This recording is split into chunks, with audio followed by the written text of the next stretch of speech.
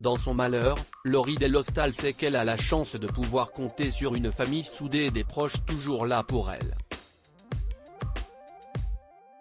Le 28 novembre 2022, la journaliste de 43 ans a annoncé sur son compte Instagram qu'elle était atteinte d'une grave maladie.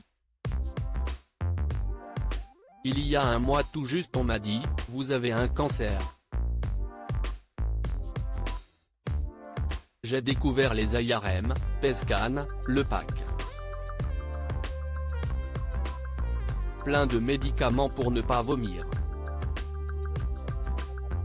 Le bonnet de water polo glacé pendant la chimio, racontait-elle à l'époque. Après cette annonce aussi triste que surprenante, elle a reçu de nombreux messages de soutien de la part de ses proches.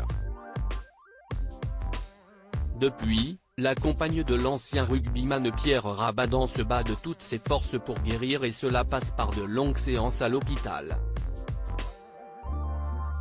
Une grosse épreuve durant laquelle elle continue malgré tout à travailler chez France Info et à s'occuper de sa fille, Anne-Rose, qui a fêté ses 7 ans en début d'année. La semaine dernière, Laurie Delhostal a été séparée de sa fille, comme elle l'a indiqué ce 5 mars sur son compte Instagram. Dans sa story, qui est à retrouver dans le diaporama, la journaliste spécialisée dans le sport a publié une photo de la petite brune. Elle est de retour, ajoute-t-elle en anglais dans le texte sur le cliché.